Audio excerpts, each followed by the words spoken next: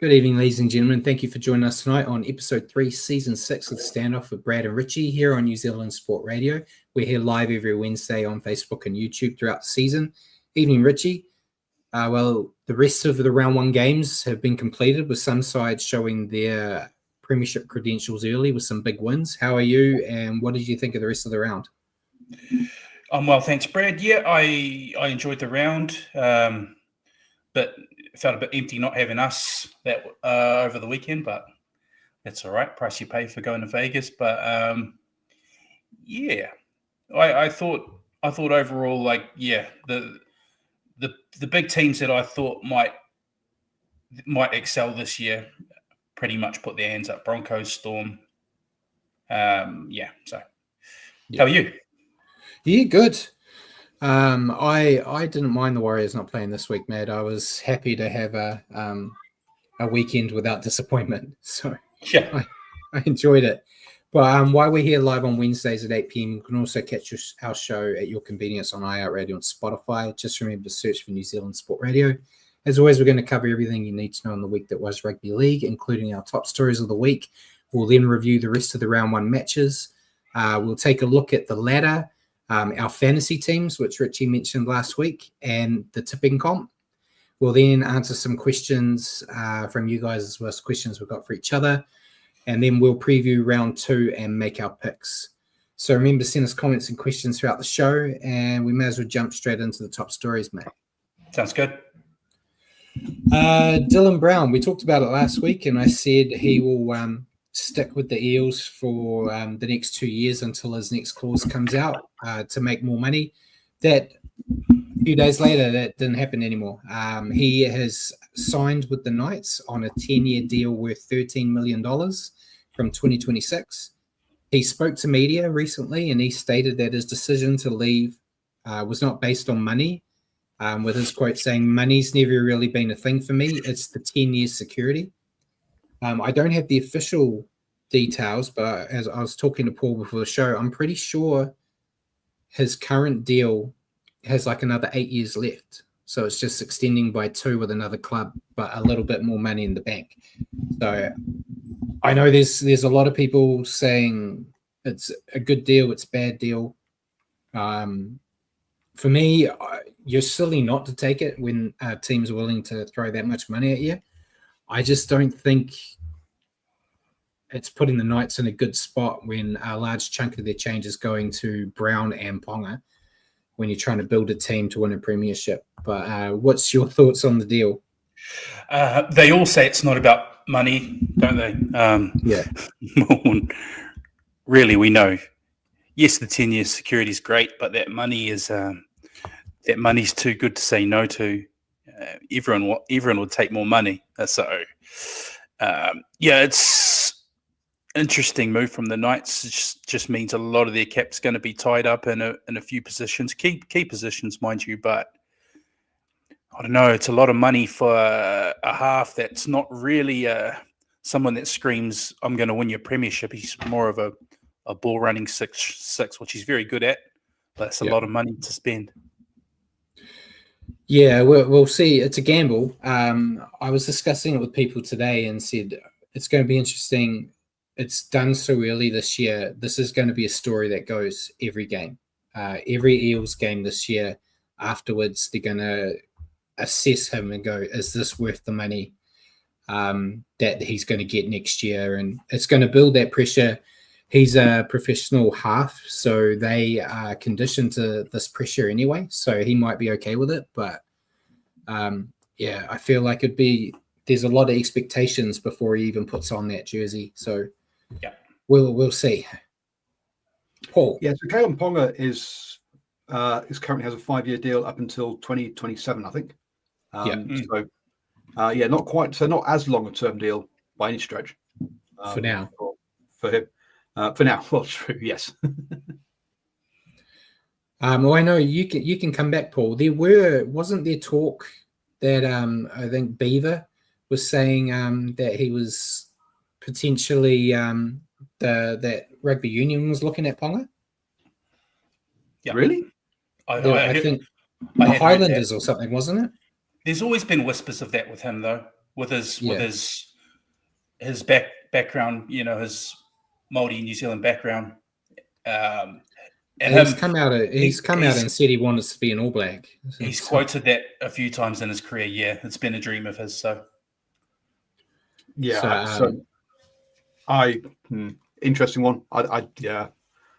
It seems like a chunk of change for something that does New Zealand rugby really need? I'm not sure. Yeah, I'm not sure. I just, and Jacko's here and said rumor is Hurricanes contacted his manager, but that means nothing. Hurricanes need all the help they can get, can't they? Yeah, I will definitely take Kalen Ponga. Yeah, you would take anyone who's fit, to be honest. Yes, but we'll see what happens. This is going to be a story that's never going to die. This season, there's always going to be talks about if it's a good deal or not. I think it's a good deal for him. I don't think it's a good deal for the Knights, but if they want to chunk up that change, that's up to them. We'll move on, mate. The NRL are reportedly set to make an offer to the Super League to acquire a majority stake of the competition. I tried to get some more info, but there's not really a lot that I can grasp. It has been something that a lot of people talked about for a while, saying one thing to help save the Super League would be if the NRL just came in and took over and tried to fix the competition. I'm not sure if it's a good thing or a bad thing, but it's dying over there as we I think we're the only ones talking about it on podcasts down here, and we've given up. So, it'd be interesting. What do you reckon? Do you think the NRL could fix it? Certainly couldn't do any worse than what they're traveling now. I mean, when it's bad when we ditch the 5-minute segment at the end. We've done that for a few years now. So if the NRL step in and can help in any way, make it a better product, I think it's good for World Rugby League to have a couple of really high level competitions, not just the NRL. So we'll see. Clearly the NRL know how to run a league. They do very well with that one. Jacko reckons, Blandi must want a retirement home. So it's not just a retirement home for players, but now a retirement home for administrators as well. But look, looking at the NRL's track record with these kind of with its kind of interest in other things, I would it end up being like a Sheffield Shield with a New South Wales Cup thing, wouldn't it? End up being a development league rather than actually a sort of it's kind of how I see they'd probably go, unless they really want that World Club Championship to kind of be something. But let's be honest, as an NRL player, do you want to have an NRL Championship, or do you want to have a or do you want that World Club Championship? I think that's just I don't think the players really do they care that much about that. As a Warriors fan, I'll take any championship, really. Yeah, I'll take any. But I kind of have that sneaking suspicion too that it would end up just being a feeder competition, where they'll try to cherry pick the superstars that they can out of the Super League to come down here and send. It would end up probably being like a place where you send your young kids to develop over there potentially. I don't know. And Simon said, he doesn't think it's a good idea, and the cultural differences between Aussie and England, it won't work, and a club will veto the decision and every decision. So I'm not sure. It's just an idea at the moment, I guess. But clearly you would, clearly you'd have to be part of the deal. Will be there. Clubs can't veto decisions, a bit like they can't down here, right? Blendes has basically got he runs things, and that's how you do it. But as far as cultural differences, look, it's a working class competition here, and it's a working class competition there. Unlike rugby union, where you've got things that are kind of where it's not a working class competition in the UK, but it is, or in England, but it is kind of over here. So to me, actually, I don't think it's a bad fit culturally from that point of view. Well, we'll see what happens as that story develops. But we'll go to another one. Taylor May, mate. We talked about him a bit. Yeah. The charges against him have been dropped after the woman he was accused of assaulting did not turn up to court. This opens the door for a return to the NRL, with rumours that at least one team has approached him. Peter V'landers has come out and said, as per the protocol, he is free to come back now because the charges were dropped. I know his brother has already said he'd love him to come and join him at the Tigers. The Tigers, I forgot to put it on here, the Tigers are currently in the process of working medical retirement with Justin Olam. Yeah. So I feel like you might see Justin Olam officially retire and Taylor May come into that spot. Seems a very likely outcome, right? Yeah. Yeah. Tigers, they're on a recruitment drive trying to rebuild their club. They've got a lot of pulling power with Taylor May's brother there. It seems like a very likely, and I think it would work out quite well as well. Yeah, as per the rules, charges dropped, you're free to come back, and he's not going to end up back at the Panthers. I feel like the Tigers is the best fit for him. His brother's there. They need a player to join that spot with Olam going out, and anything to help the Tigers get better. And still in Western Sydney. Yeah.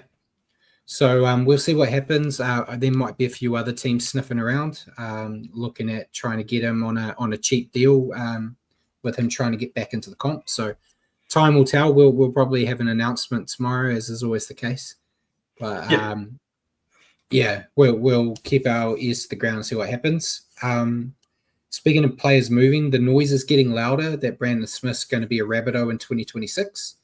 There's been nothing confirmed. There's been plenty of rumors about how the Roosters just want to get rid of him as soon as possible. And obviously no teams are interested in taking him since he's going to be gone for half this year with his injury. But Wayne Bennett has admitted that he is interested. So I feel like you're going to see that happen. They don't really have an experienced hooker at the moment either after letting Damien Cook go. So it would make sense. You'd be happy to see Brandon Smith move on? Yeah. He's not coming to my club, so I don't put a lot of care into it. But I wouldn't mind seeing it. A bit more game time for him probably, and going under Wayne Bennett, it'd probably be a nice wee. He tends to get the best out of people, Wayne Bennett. So it'd be quite a timely wee boost for Brandon's career, possibly. If Wayne manages to get the best out of him. Yeah. If you can go back in the time machine to look at previous episodes, when the Roosters announced this signing, I red flagged it and said I don't think it would be a good idea for either. Saying like he played as well as he did because he had Bellamy controlling him. That's probably the best way to describe it. He needs that, doesn't he? He needs that. And Jacko said Bennett and the Chiefs, some hilarity will happen. I think Wayne Bennett's another like a Bellamy type character that will keep him on the straight and narrow as much as you need to make him good for your side. Where I think Trent Robertson's, I don't know his coaching style, but it kind of feels like he just lets his players be and let their natural talent come through, which doesn't work with some players. Brandon Smith a key example, but I think it'd be great. It would be a spark to his career, getting him back on track after these forgetful years with the Roosters. Speaking of Roosters, mate, we haven't had an update on Richie Agar's issues in Vegas, but the NRL Integrity Unit is still busy. They are investigating a complaint from referee Mitch James that Nick Politis from the Roosters and Mark Boris abused him following a match he officiated in Vegas. Politis did speak on the matter, and basically he didn't confirm nor deny, but he said that the refs gave them too many penalties. So take that what you will. What do you reckon? Politis, I think, is the Mr. Untouchable, so I feel like everything's going to be okay. Yeah. Why stop at that complaint there? Might as well audit him for his brown paper bags as well while they're at it. But I know. Interesting, hey? What's with these club staff members having a go at match officials? can't have these owners and everything going to Vegas, so it's too much trouble. But yeah, we'll see what happens with the NRL integrity unit when they announce their findings on both this and Agar's thing, hopefully in the next couple of weeks. Last bit of news before signings. I joked about the Cyclone last week, but the Titans have had to move their trainings this week as their facility's completely underwater after the Cyclone last weekend. So I know we're not there. I've had mixed news about how bad or how not a big deal it was, but hopefully everyone that was involved in that area is, got through okay. I know a handful of the Dolphins players we talked about last week didn't play. They stayed home. Yeah. Cody Nicarima being one, he kind of had to. Yes. Misses put everyone on blast. If he was the one going to the game still, he would have got in trouble. But hopefully no one lost anything too major in it. But change of scenery for the Titans. Be good, I guess. We'll go into signings. We already talked about it, but Dylan Brown signed that 10-year deal for $13 million to join the Knights from 2026. The Knights showing what they need to do for the rest of their roster. They also signed the Vegas Combine winner Marcus Diaker that we talked about last week. He's on a train and trial deal worth $1,200 a week, which is probably what the rest of the Knights players are going to be paying now. Tom Hazelton broke all our hearts and extended with the Sharks until 2028. Boom. And the Knights, I don't think it's official yet, but the Knights have apparently signed Jaden Brayley from the Knights on a 2-year deal. So Knights are already losing players now. Yeah. Your take on all of that? We don't really know much about Marcus, but Hazelton, I thought you'd probably have a bit more to talk about. Yeah, just a little bummed. I mean, it was a little, we heard rumors of him coming over here, and that sounded pretty spicy, and I think got us all a little bit excited, especially people like yourself, Brad, who love a front rower. But yeah, so from that point of view, it's a little disappointing, but not unexpected. He got a free trip to New Zealand out of this. It was a good deal for him. Yeah, well done. And I think Jaden Brayley. Why wouldn't the Knights want to keep him? I guess they've got Phoenix Crossland, but yeah, Brayley's a good player.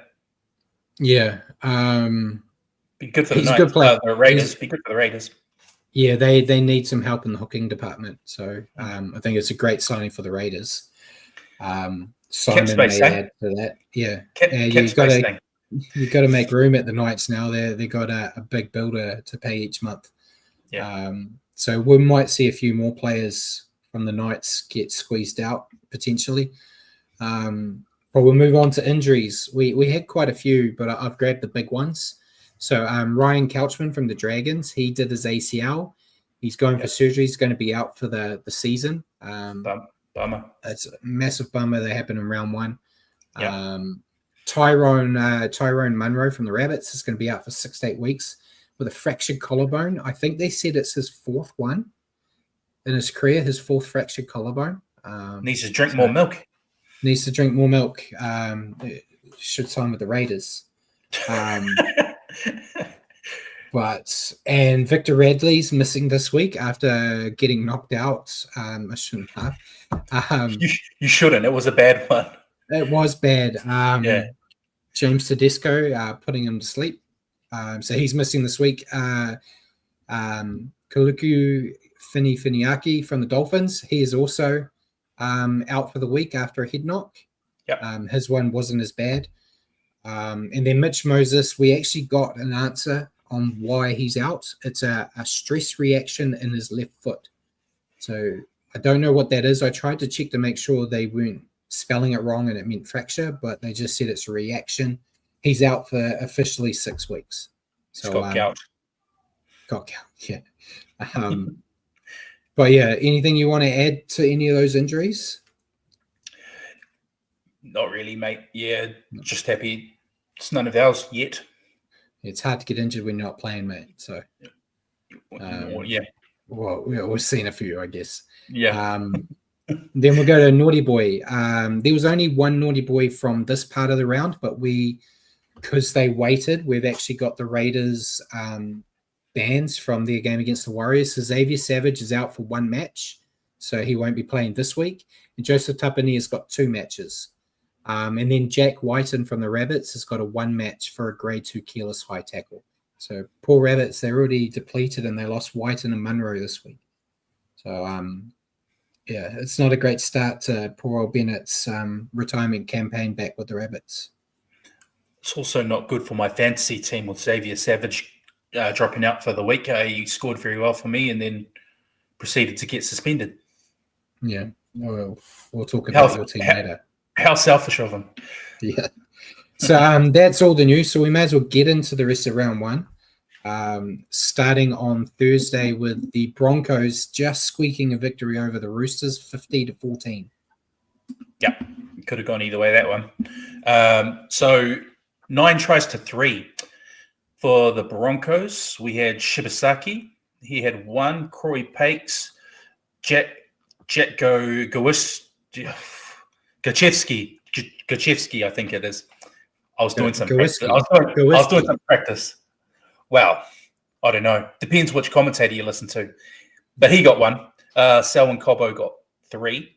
Ben Hunt, Reece Walsh, Jesse Arthurs. And for the Roosters, Dom Young got 2 and Sandon Smith was the other one. It should make Paul happy. I think he picked Dom Young as his leading try scorer in the predictions. So he's got 2 already. Get a couple more like that, you'll be fine. Knowledge. It's all about knowledge. Yeah. Also, Ben Hunt had a great game, and that was his other one. Yeah. Yes.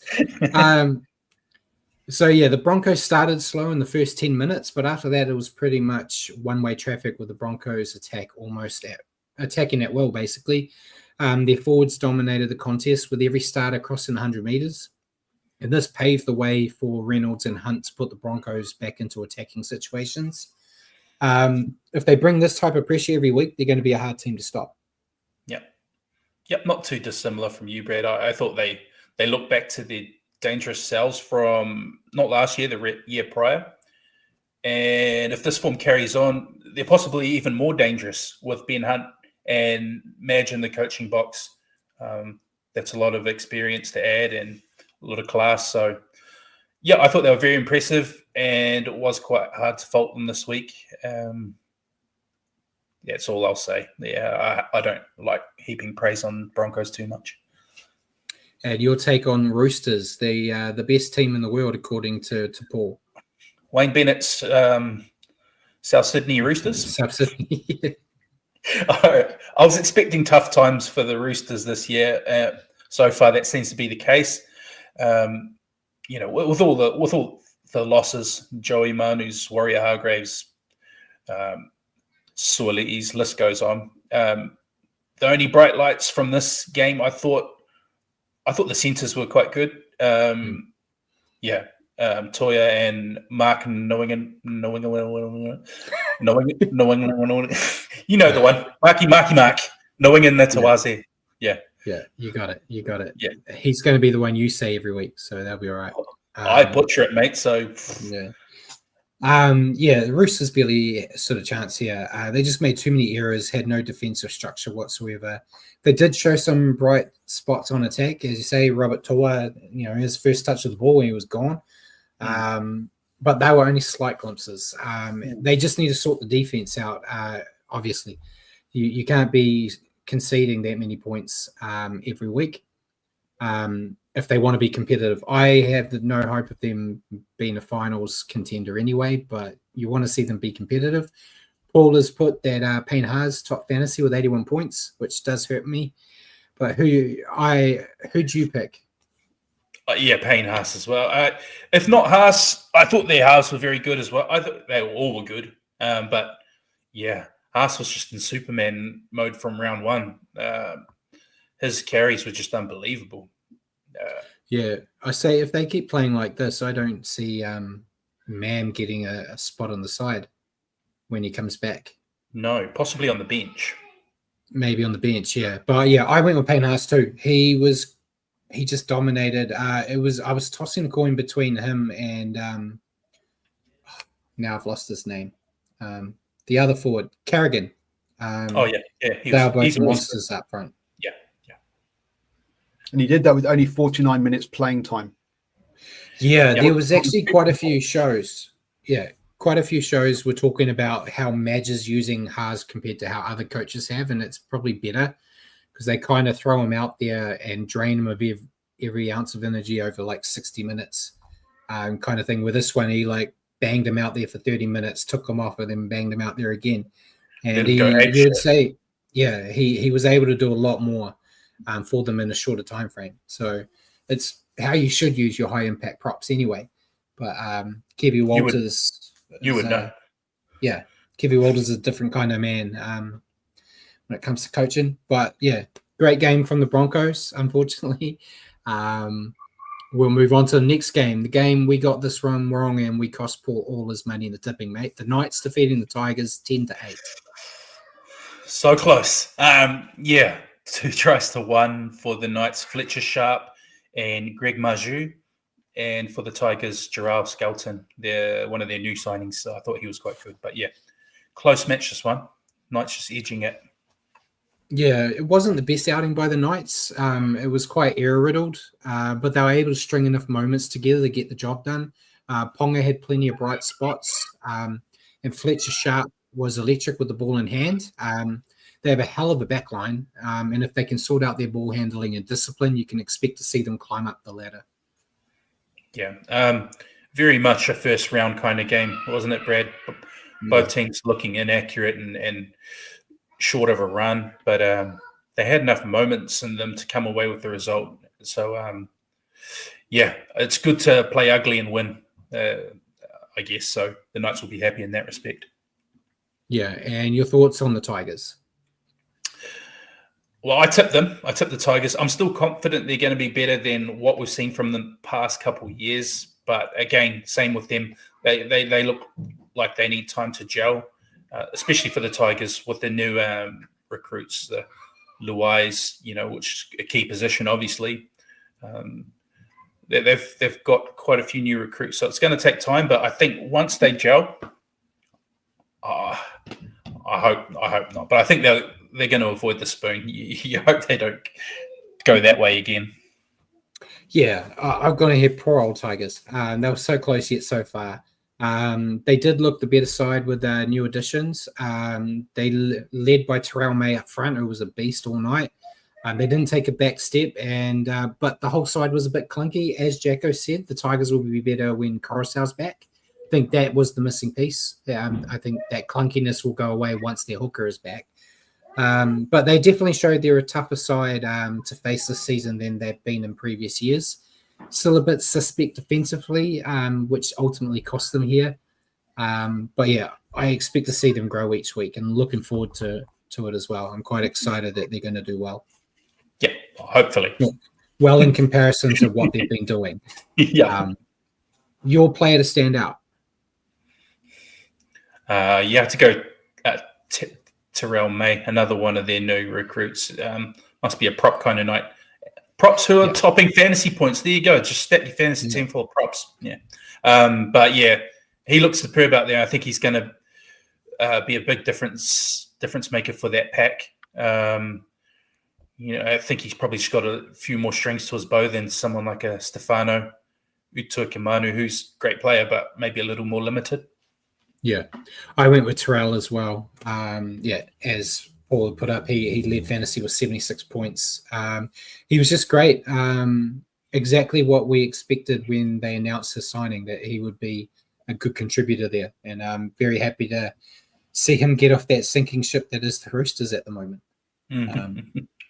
So we'll go to the next game. Another game we got wrong. Rabbits defeating the Dolphins 16-14. Yeah, hindsight, eh? Cyclone. Surely the Dolphins would have won had they had all their players. But it was actually 3 tries apiece, this one, goal kicking being the difference. 2 tries for Tyrone Munro and 1 for Isaiah Tass, that's the Rabbitohs, and for the Dolphins, 2 for Isako and 1 for Max Plath. Yeah, Rabbits performed a lot better than I expected with all those injuries, but you should never underestimate what Wayne Bennett can do with the side.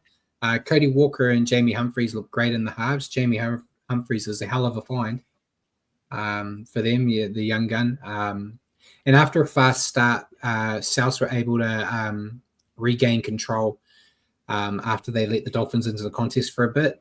They are set to lose more players this week through injury and suspension, but if they continue to display the heart that they showed here, they should get through the rough patch a bit better than I predicted. Well, that's one thing Wayne Bennett teams usually don't lack his heart. Yeah, but I thought this is another clunky game.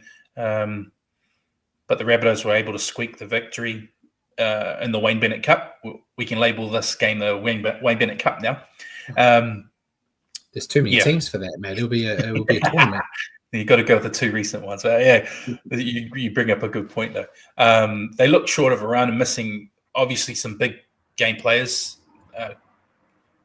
Latrell, obviously, and Cam. But, yeah, despite that, they got the result. And it's a good start for 2025 for Wayne Bennett's Bunnies. Yeah, and your thoughts on the Dolphins? This is going to sound funny given who I tipped, but once we learned that they were going to be up without a few players, pretty much what I expected. Yeah, you've got to feel a bit sorry for the Finns with the Cyclone taking out a number of their players. So it's through no fault of their own, but yeah, I think once things normalise and they're back to proper training and everything and having all their players available, I think they'll bounce back okay. Yeah, missing a handful of players due to the Cyclone didn't help them. And they were a bit messy, which showed in their errors, which Paul's brought up. They had 12 errors. They won a lot of the other stats, though. But they just lack the execution to get across the line. They've got some exciting talent. They just need to get them into more attacking situations. And Paul has put Jamie Humphries top fantasy with 75 points. He's who I went with. Just thought it was probably more envy because he's not in my fantasy team. But he was really great for a young, inexperienced player. He just jumped straight in and looked like he belonged. So I thought he did really well. Yeah, I agree with you there. But I must be in the mood for picking forwards because I went Jairo. I don't think he filled the stat sheet up like a AFB might, but I think just his determination and doggedness won the Rabbitohs a few moments there, which was big in the context of the game. So, I thought he led their pack really well. Yeah. And then we'll go on to the first game on Saturday, the Bulldogs defeating the Dragons 28-20. Yep. So for the Doggies, we had former Warrior Marcelo Montoya grabbing first try, Blake Wilson, Connor Tracy, and 2 for Sitili Tupunua, another one of their new signings. And for the Dragons, Christian Tuipulotu had a hat-trick, and Jacob Little was the other one. The ghost celebrating when his team's getting smashed. Loved that. Yeah. Bulldogs dominated the majority of the first half with some brutal forward play and some nice finishing from the outside backs. Started the second half with the same intent, with Tupunua showing his worth as a new signing with 2 great tries, but took their foot off the gas, which almost cost them this match in hindsight. Playing for 80 is a must if they want to build on their 2024 season. Must be great for those Roosters fans watching Terrell May and Tupunua go off and do what they did when they weren't deemed good enough for the Roosters, basically. But your take on the Bulldogs? Yeah, I think the Dogs are looking decent again out of the gate this year. Tupunua, as you said, looks to be an astute signing. I thought, obviously the first half, maybe 60 minutes, they were good and looked pretty dominant. But although they did let the foot off the gas a little, I think I've seen enough to be confident the Dogs will be tricky for opposition teams again this year. Yeah, it's an ongoing theme for the next few games where around the 60-minute mark, teams just kind of stopped with the game like in hand. But Paul, away win. Yeah. Game 1 too. Got that monkey off the back, eh? Yeah. And your thoughts on the Dragons? I thought they tried their hardest and did come back into the game well, but felt like they were chasing the game for the most of the game. I think when they do click, they'll be a tough side to beat, as we saw last year. You know, they made a battle out of most of their games and nearly snuck into the 8. So, yeah, finding that their top level and staying consistent with that will be their challenge. That kind of was their undoing last year. Yeah. Ball handling let them down here. They had 15 errors by the end of the match, and Flanagan and Ilias, not the best halves pairing running around, but they did link well and put together some nice attacking plays. So I'll give them that. Switched off at the end of the first half, but showed heart to fight back into the contest. First game with a new roster, so it wasn't perfect, but I think, as you said, if the combinations start to gel, they may have to be a team to watch and avoid my predicted spoon. Hurts me to say it, mate. Your player to stand out. Okay, this is the first time I haven't gone forward. So 2 reasons here. Okay, so I've gone with someone from the losing team. Christian Tuipulotu got the hat-trick, so hat-trick rule. And reason 2, when you're down 28-6 or 28-10 or whatever it was, score a try, not like maybe 20, 15 minutes to go, and then he's making it rain. Show me the money. It was hilarious. So, I thought he stood out like that. I loved that. That was funny. None of his teammates wanted to get in on it. He was all on his own there. No, it's like, no, let's get the conversion and keep playing. We've got to try to win this game. But I went with Tupanua. I know we have the hat trick rule, but you know he lost points on the celebration for me. Straight. So I went with the prop that got a double.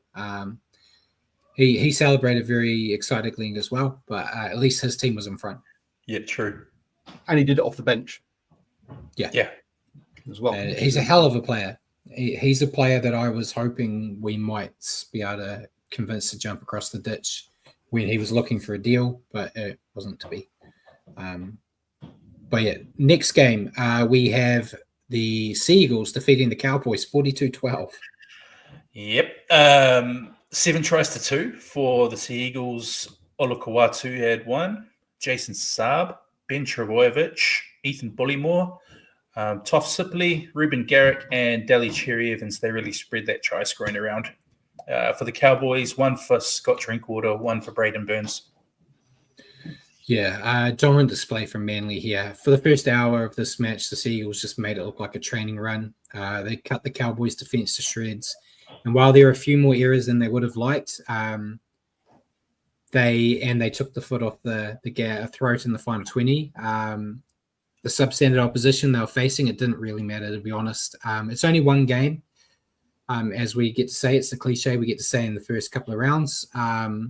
But they look scary, and I'm really not looking forward to this Friday's match at Mount Smart Stadium against them. I'm really concerned. Your thoughts on Manly? Yeah, very much aligned with you there. I see Manly as a danger side this year, especially if their roster remains healthy. With that said, I wasn't overly surprised with the result. As usual, DCE, Turbo, Olukwatu, all the usual suspects when Manly are playing well were firing. They just have so much strike across the parks. And, just like you, Brad, that has me very worried for this weekend.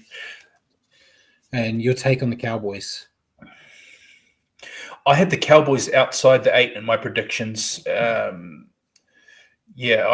just there were signs with me in stages last year, and then losing people like Val Holmes as well obviously doesn't help. So in this one, they looked really soft in defence and disorganised. The defence has been the Achilles heel for a couple of seasons now, and it looks like that's not going to change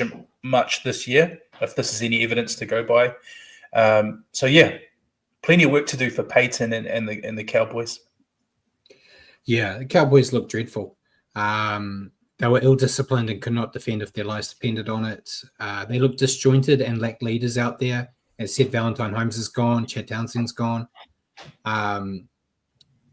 So without those leaders, it was real hard for them to try to even get back into the contest. They were just completely outclassed, putting it bluntly.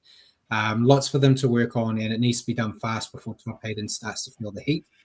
Jacko said, don't worry, we're in trouble on Friday. We are. It's going to be fun talking about it next week, and even more fun writing about it for my review. I'm already dreading it, but yeah, your player to stand out. Paul said DCE topped with 78 points. Yep, that's who I've gone with. Pretty much. Yeah, typical DCE performance. When he's on, he's masterful. So he ran the team around the park perfectly, and they ran up a lot of points. He was isolating people. You could just see it happening. Putting big runners on people who don't like defending, like Nanai, as good as he is, scoring tries and whatnot. Masterclass. Yeah. And Jacko, before we move on, Jacko mentioned Peyton dropped Nanai this week, maybe a lesson there for Webster. Yeah, and he was quite honest with his reason. It wasn't as we've known with Peyton, he's a very straightforward and honest man. He basically said Nanai, he's great with the ball in hand, but he needs to learn to defend. So he's been dropped to learn how to defend, which has been a criticism of Nanai, that a lot of people said he doesn't run the ball a lot, doesn't tackle a lot, but when he gets the ball in hand, he can do something special. But to be a regular first grader, you're going to kind of cover all bases. So you do. Yep. We'll see if he comes back from it a better player. Taking us to the last game, probably a quick one as well. Storm defeating the Eels 56-18. This try-scoring list not going to be quick. Ryan Pappenhausen, he had 2. Josh King, Xavier Coates, he had 2. Ali Couture, Harry Grant, Nick Meaney, Will Warbrick in his 50th NRL game, and Jerome Hughes. And for the Eels, Jake Tangor, Will Penasini, and Isaiah Ayongi, the new signing. This was 46-6 at half time. The second half was 10-12. Did they basically take the second half off and sit down and have a coffee? They could afford to. Yeah, they took the foot off the gas, and then not right away, but they started taking off their big names to rest them up. But before we get into this, I just want to be upset. Paul got Dominic Young as his leading try scorer. He got a double. Storm bloody score 56 points, and my Will Warbrick leading try scorer only gets 1. It's ridiculous. On a milestone game, nonetheless. Yeah, it would have been great if he had got a hat trick or something to help me out, but it's neither here or there. It was exactly what we've come to expect from the Storm. I know you're going to talk about it, but they don't lose round 1. They were pretty much unstoppable for that first hour, constantly keeping the Eels on the back foot. Everyone played well, and the Storm just knew how to punish teams' weaknesses. Took it easy with the game in the bag in that second half, but the damage was already done. Going to be a tough team to stop this season. Makes me feel a bit more cocky about predicting them as my outright winners this year. But and Jacko said, Storm looked just awesome. Yeah, it was impressive. Not a Storm fan, but I loved watching this game and seeing what they were doing. Yeah, it just looked like they were playing at a completely different speed. They haven't lost in round 1 since 2001, so I felt extremely confident what the result would be. Almost just a matter of by how much, and the answer was plenty. The first half in particular was ruthless, and it's no great secret, but definitely a big shout for the title come the end of the year, I think, in many people's books. So yeah, and your thoughts on the Eels? Thanks, Jacko. I thought the Eels might actually surprise this year. I came out and said that in my predictions. Moses being ruled out for a few weeks poured a lot of cold water on that. So we all know how it goes without Moses for the Eels. It's no way near as good as it is with him in the side. I do feel for them having to travel to Melbourne in round one without their best player. But yeah, they were poor and didn't even look like making a game of this one. I mean, does he make 30 tackles for them? They missed 41 tackles in this game. Yeah, I mean, he would have. That would have been his tackle count, Mitch Moses. It wouldn't have made a difference, Paul. No, that might have been 50. It might have been 56-22. Well, the Eels might have managed a bit more momentum with Moses there, which could lower the Storm's tally a bit. So I think it would have been closer, but they just don't lose round one. Yeah, and your thoughts on the Eels? I just did that. You just talked about it. Yeah, no. Got me distracted. Jacko said he felt sorry for Vogtman. Yeah, I felt sorry for him too. Not his best but one. Yeah, we talked about it last week. It's just going to sound like I'm repeating you, mate. That's why I asked you again. Without Mitch Moses, this team is well below competitive. And it was proven here again. They lack leadership, could not find any answers to the Storm's defense, and couldn't tackle. It's the basics of the game. If you could stop them scoring points, you might have a chance. Going to be a tough season for new coach Jason Riles, which I had always expected. I know a lot of people were calling Spoon potentially for the Eels. I wasn't going that far because of a deep-seated hatred for another team. But, it's going to be a rough year for them. And Zach Lomax is probably looking back at the Dragons going, can you take me back? I came here thinking we had Dylan Brown and Mitch Moses as our halves. And Paul said Nick Meaney top fantasy with 71. Who'd you go with? Well, I didn't go with Nick Meaney, but it was good for my fantasy because I did have him in my team. I went with little Pappy, Mr. Pappenhausen. He's looking his deadly self when he's fit and not carrying any injuries. It's pretty intimidating signs out of the Storm. You look at their spine; it's just everyone's a gun. Yeah. If they can keep them all healthy, they're going to be hard to beat. I went with Pep as well. I thought he was great. Got through uninjured, which is what everyone that's into the Storm want to see, and was just electric whenever he touched the ball. Needs to go to the barber. That's atrocious. Oh my god. Gotta love these guys earning millions of dollars and they can't afford a decent haircut. But great. Then that was the round, so we can go into the ladder, mate. Cool. I'll let you kick off the year by saying the top 8. Thanks. So Storm 1, Broncos 2, Manly 3, Raiders 4, Bulldogs 5, Panthers 6, Knights 7, Rabbitohs 8. Not a lot to read into that after one round, but there you go. That's what it is. No. And the rest, we got Titans 9, Dolphins 10, Tigers 11, Sharks 12, Dragons 13th, Warriors 14th, Cowboys 15th, Roosters 16th, Eels 17th. And but you always turn up late, mate. But before you were on, me and Paul were talking about it. And Paul made a good point saying, like, the 8 right now, we're round 1. But that 8 now, there's basically everyone bar the Sharks that are out of the 8 are teams you expect to be in there. We kind of all expect Sharks to be in there as well. But there's not really any massive surprises in that top 8 of teams you would be shocked are there.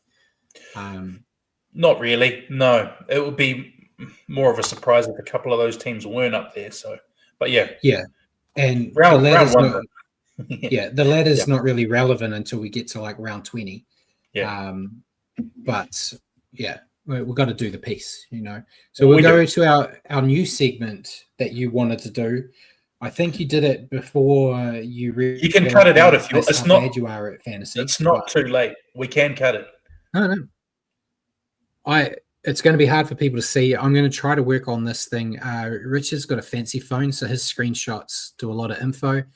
Mine doesn't, so I did a thing off my computer. But my fantasy team, I got 880. Not too bad. The scores don't look that great there because some of my big boppers are on my bench. And Richie, you got 766. Yeah, so the fancy phone might be good for screenshots, but it's no good if you don't use it to read the late mail. which I didn't do, and I wound up with one did not play, as you can see there. We'll take that and learn from it. Coming behind you didn't hurt that bad, but I was also behind Mac, my son, and fancy and tipping, so that hurts more. Yeah, I've been doing it for a while now, so I think I was lucky with some bad options in there too, but you got some good picks. So we'll keep you. We won't go in depth into it because I've been doing it for years, but I have no idea. But it's round one, bragging rights. Yeah. Before we move on, did you do any trades? You want me to reveal? Week? You want me to reveal things? I'm going to reveal it next week. We're not secretive, are we? We're not in the same competition, so it doesn't bloody matter, does it? We're not competing against each other. But we are, though. On the standoff, we are. I've pushed a couple of injured and suspended people out using my bench. I haven't pulled trigger on trades yet, but yes, I'm planning to do that tonight, tomorrow. So it will look slightly different, but yeah. I've done one. I got rid of Dimitrik. Yeah. And I got the young guy from the Broncos to go a bit like Gowiski or whatever his name is. Yeah. No. His name is Gowiski. He used to play for England. I thought you said it sounded like. I was like, what? No, yeah, that was my bad. But it was probably an incorrect trade. But I don't have a lot of faith in Dimitri getting a lot of points this week. I think what I've done, and I'll take the lesson. I've probably picked one too many like very expensive people, and I need to chop one of those in order to balance things a bit. But we'll see. We'll see. So we'll go off onto the actual tipping comp where we are competing. It's only one round. No one got a perfect round, but ACT, Hellcat, Simon, and Michael Pazzuto all got 7 out of 8, so they're leading. Bjorn got 6. Then everyone else got 5, bar you and Hammer, who only got 3. Terrible. So you guys are at the bottom. I am beating your son, Mac, so I am happy. We're tied, but I beat him on Alphabet. So, I reminded Mac tonight to put his tips in, and then I explained to him that you get 3 joker rounds, which you should utilize during Origin period when there's the least amount of games. No, that's fantastic. Thanks. So yeah, that's the tipping comp. It's still real tight. Hopefully, I do better this week because I don't want to lose another year. So we'll go into questions. There was a question Jacko had. Which I didn't answer straight away because I thought we may as well use it here. He said, any chance Farlongo comes onto the market as he's stuck behind Paps? I don't know if the Storm will want to let him go, but I feel like you can't keep him forever. And here's my thing with him. I feel like he's another Reece Walsh. I don't elaborate, or do I need to? He's good on attack and crap on defense. I'm just thinking of our trial game against the Storm, and he just got stepped, got bumped. I think maybe 3 or 4 tries where people just went straight through him. Leotawa. I think he could command a lot of money because he's got a lot of X factor, but he doesn't want to fall into that Reece Walsh trap. He just needs to go to a team that doesn't need a fullback that has to defend a lot. You're just so used as a Warriors fan that our fullback has to defend heaps. That's true. So currently his contract with the Storm goes up until the end of 2028. So they've tied him down for a long time. Means nothing, Paul. Dylan Brown's contract with the Eels went till like 2031. He's gone. Well, he admittedly he had a get out of jail clause in his though. But who knows about that one? I don't have details of what the actual contract has in it. But on the face of it, he's there for a while. I feel the Storm will want to keep him just due to the fact that Pap, as good as he is prone to injuries. So, Yeah. I feel like that is something they would want. Your question to me, mate. My question to you, Brad, is just got to remember it now. Do you want me to say it? Because I have it here. I was just trying to let you say it. No, you're all right. I found it. My question to you, would you have made any changes to the Warriors lineup this week after a very disappointing game in Vegas? Or is that just a bit knee-jerk? No, in my review, I did say I wouldn't ring the changes, but there were some I would make. I said I wanted Sam Healy on the bench, and I wanted Bunty in instead of Jackson Ford. They were the two changes I'd make. I think keeping Aaron Clark as starting lock, bringing him off, bringing Walker on for him, and instead of having Jackson Ford as this weird player that we don't really know what he's doing other than the fact that he'll play most of the game, have a guy like Bunty that you can throw out there for 20 minutes to do some big bopping. They were the only changes. The halves I was happy to give them another week. But yeah, Healy, Jacko said Healy to bench, good call. Wade Egan is great, but I think he's better when he's got another player that can jump on. And Sam Healy, if I didn't get to watch it, I only watched the highlights. The New South Wales Cup game, he showed some good insights into his ball playing there and his dummy half running. And I think he's a hell of an addition to the team. And to just have him sitting in New South Wales Cup when they could use him in first grade, bring him on when they're starting to tire out a bit to do some sniping runs. I think it would be great. But we'll talk about it in a bit when we talk about the team. Webster doesn't listen to me, so I am going to try to book a meeting with him at some point to explain what an interchange is and how to use it, and maybe we could talk about positional changes as well. And yeah, Jagger said he damn near dropped dead seeing Healy actually kick out a dummy half. Been ages since we had a hooker do that. Yeah, and I talked about it years ago now in my season preview, the year Wade Egan came to us. So I watched his tape playing for Penrith, and he had a great kicking game out of dummy half. We've never seen it. It was one thing that he didn't bring over on the flight. So I don't know where it went, but it's gone. Boot sponsorship has changed, and therefore he hasn't got kicking boots anymore. Yeah, true. So yeah, I think Sam Healy would be a great addition to add some more attacking threats. I think Richie Barnett had an interview with someone this week, and he said the biggest problem is they're too predictable, which we saw last year, but everyone knows what they're going to do before they do it. So having a guy like Healy in there who can be a bit of a wild card will help break that up a bit. So that's what I would have done, but I could talk about it all night. He ain't there, so it doesn't matter. But my question to you, it's only been one round, but which team do you think put their hand up as the Panthers' biggest threat this season? I did this because there's like two or three. There's three or four, mate. Yeah, exactly right. Do you want me to pick just one? Just one. Well, then I'll go with the obvious one. Melbourne. Yeah, the Dragons, right? Dragons, yeah. Melbourne, grand finalist last year. Look, even better this year, almost, if that's at all possible. Yeah, like you say, Brad, you could also say Sharks, Broncos, Manly. But if I gun to head, I say Melbourne. Yeah, and Jack said Storm by quite a distance, and I agree. Yeah, it's Storm by a mile. If they can keep, as we just said, if they can keep that spine healthy for the whole year, I don't see anyone troubling them. Sorry, did Richie just say Sharks, Broncos, Manly? After round one, who put on the biggest scores? Apart from Sharks. But yeah. Sharks were competitive against Panthers.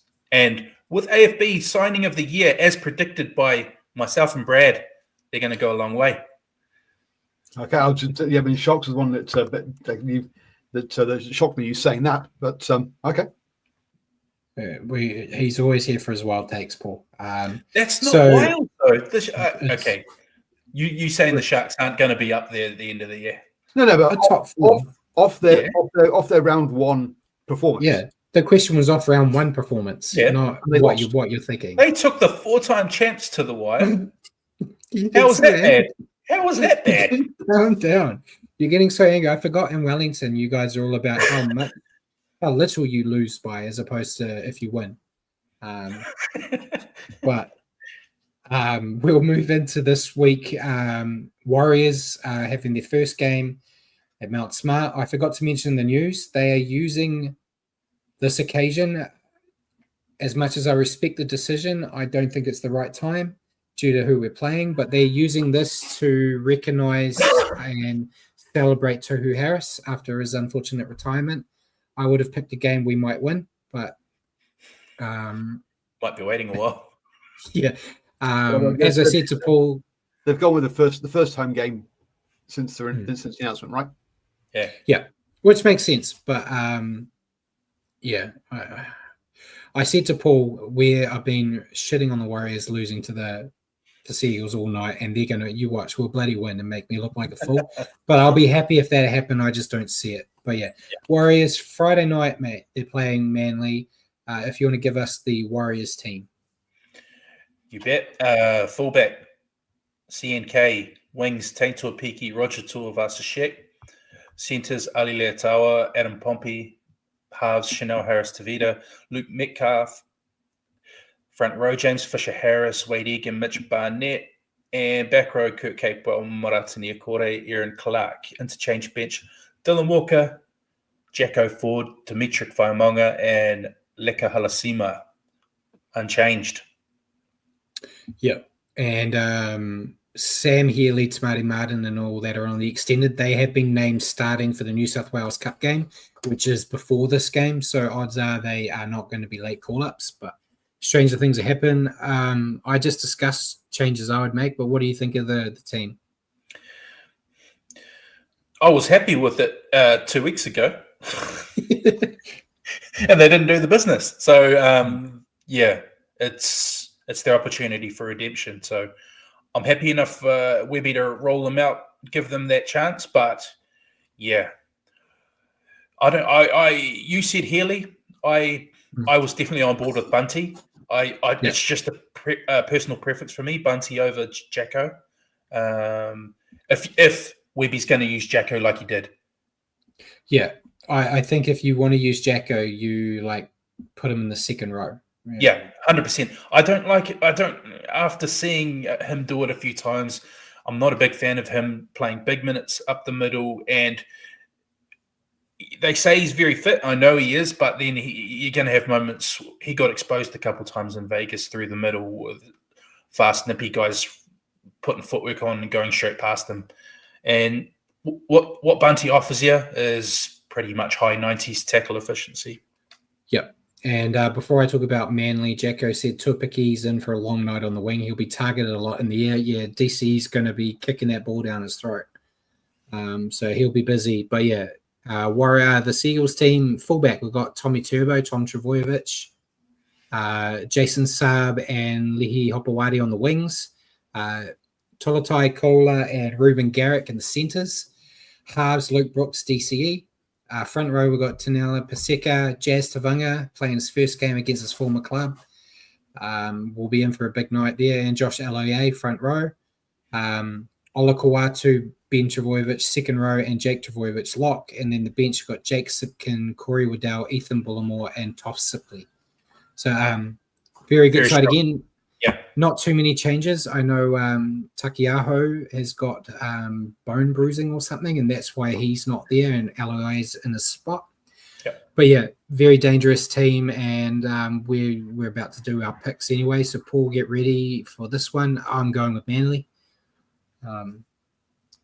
Richie, are you going Manly, or are you sticking with the Warriors? I wish I could, buddy. Going Manly. Going Manly. Yep. Manly $1.38, whereas Warriors $3.05 with the TAB. Yeah, as a Warriors fan, really hope I'm wrong and they surprise us. But going off the one round we've seen from both sides, it'd be hard. And Manly love to break Warriors fans' hearts at Mount Smart. So they do. So before we go into the rest of it, Jazz couldn't start for the Warriors, but now he's starting for the Seagulls. Interesting. And they'll get the best out of him. Yeah, he hates being a hooker, but he played really well in hooker last week, and it is what it is with the Warriors, Paul. It hurts. But to be honest, I was happy to see him go and say Aaron Clark was a cheaper version of him. We just haven't seen it yet. I would have liked to keep him too, but it is what it is. It's better to see him playing for Manly than it is him playing for the Dragons or Super League. So we'll go into the rest of the round. So kicking off tomorrow night, we have the Dolphins Knights. I've gone with the Knights. Think at home, I just think they're going to get the job done. Yep, I went Knights. Then Manly Warriors, we've already said we both picked Manly. The other Friday night game is the Panthers Roosters. I've gone Panthers. Yep, Panthers.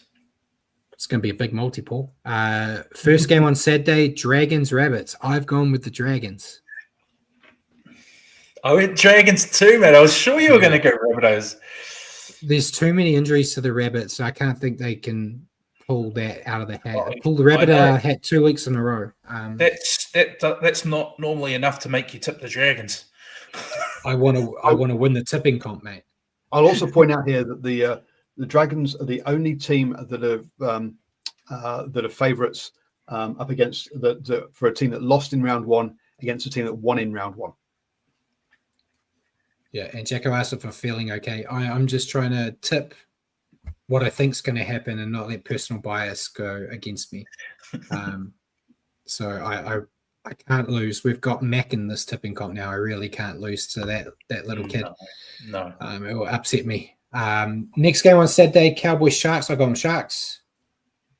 Yes. Yep. Sharks.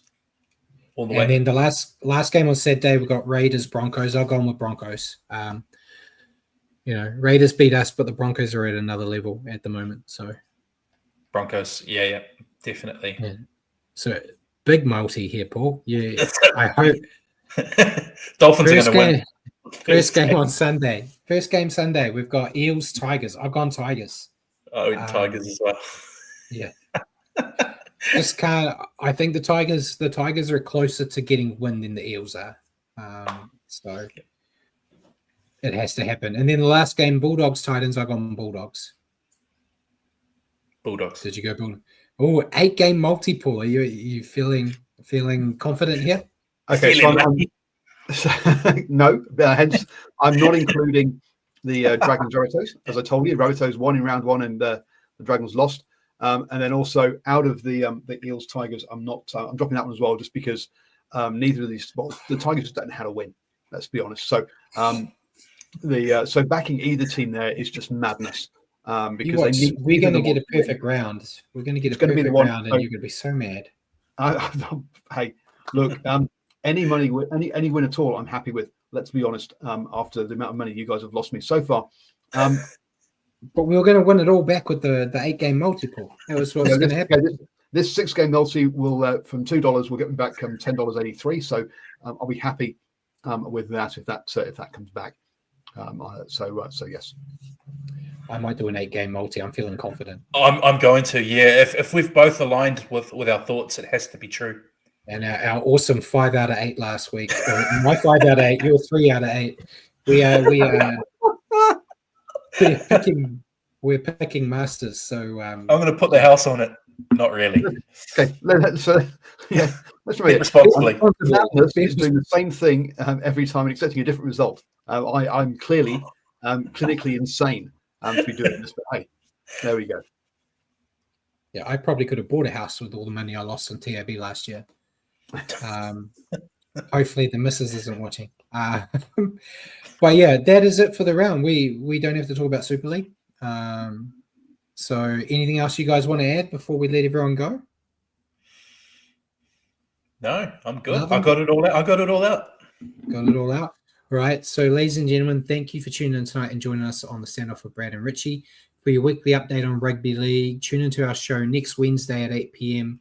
here on Facebook or YouTube, or at your convenience on iHeartRadio or Spotify. Just remember to search for New Zealand Sport Radio.